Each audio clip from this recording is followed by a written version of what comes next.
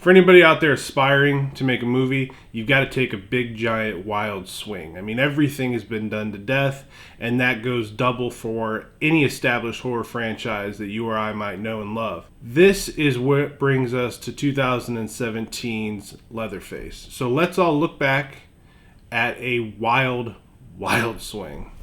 Let's chop into this one.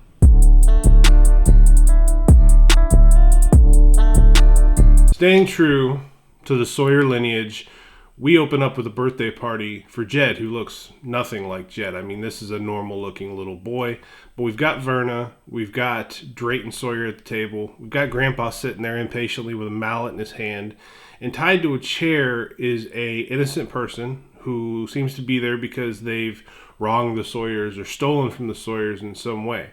So it doesn't look like there's anything wrong with Jed when we open this movie up. He doesn't have any deformities. He doesn't appear to be mentally slow. He's just been brought into a backwoods family. And from what I can see, the Sawyer family uses Jed to lure innocents onto their land for the purpose of killing, and I would assume eating them. This version of the Sawyer family flies a little too close to the sun, though, when they kill a young lady whose father is a vengeful sheriff, played by Stephen Dorff. Now, when I saw Stephen Dorff was in this movie, I got my hopes pretty high because Stephen Dorff can make just about anything fantastic. See Deuces Wild. This is Betty Ann's little brother, her deaf brother.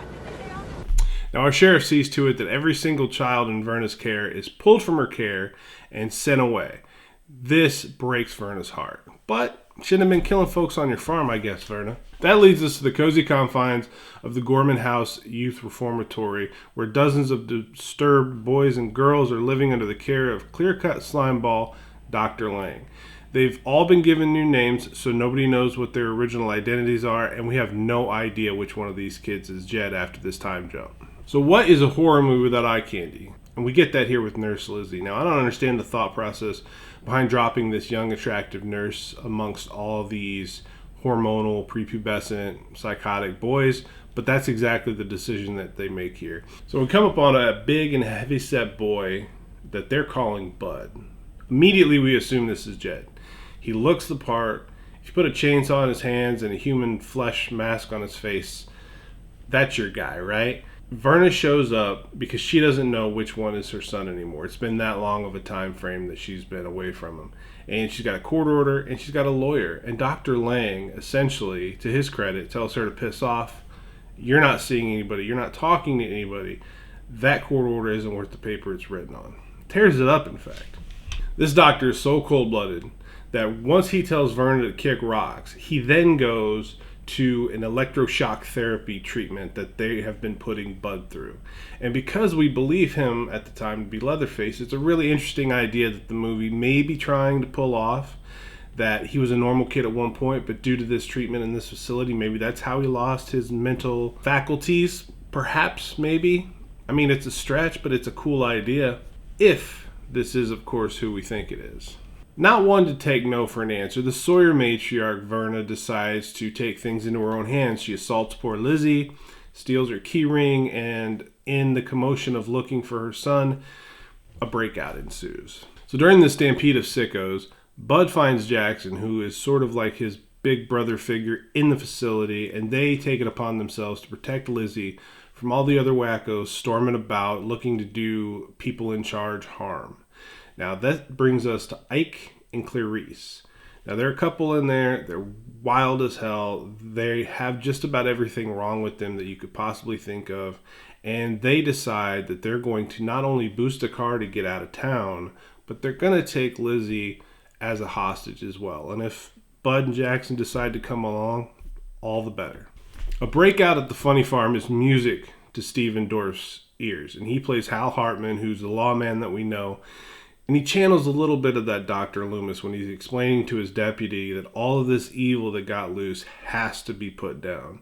We see Verna having a phone conversation with someone shortly thereafter, and it makes you think that she perhaps has an inside man on this thing because she knows before most people know. So while they're on the run, these kids take the dine and dash idea to a bloody new level when they brutalize a roadside diner.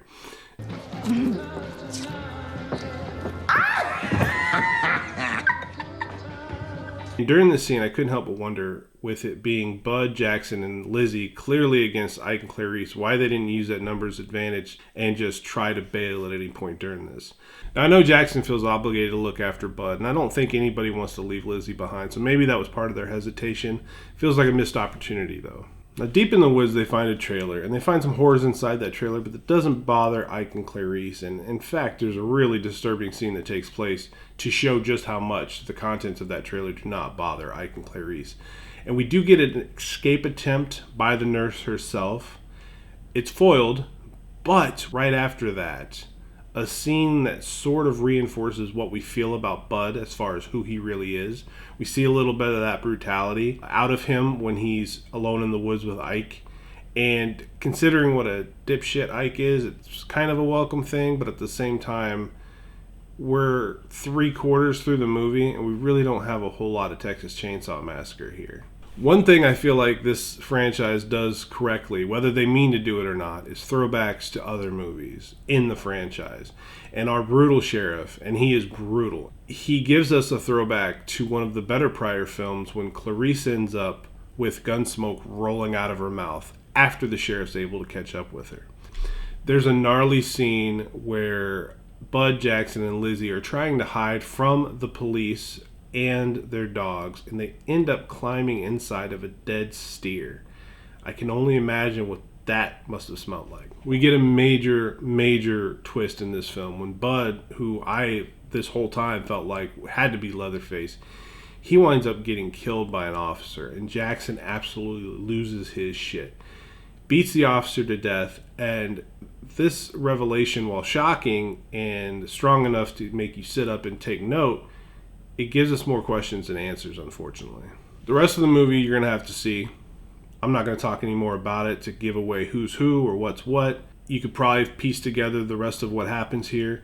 This would be a better movie if it wasn't about Leatherface or the Texas Chainsaw Massacre. I feel like it's something that they attached to it, changed a couple character names, and then at the very end they gave us the twist that they thought we needed to justify it being a Texas Chainsaw Massacre film. I'm good with trying new things and putting your own stamp on stuff. I don't want retreads that are shot for shot, but this idea that this is who Leatherface is was crazy to me. I don't feel like it's going to age gracefully. I don't know if I'll ever watch it again. Stephen Dorff was really good. I don't think you can find a lot of faults in the cast necessarily, but the story suffers, and trying to connect it to the Texas Chainsaw lineage really hurts it. So I'm going to give it a 4 out of 10. And the next one is the 2022 version that Netflix gave us. So check this one out. Let me know what you think of it. I'm Matthew Essex. This is Aging Gracefully. I'll see you guys on the other side.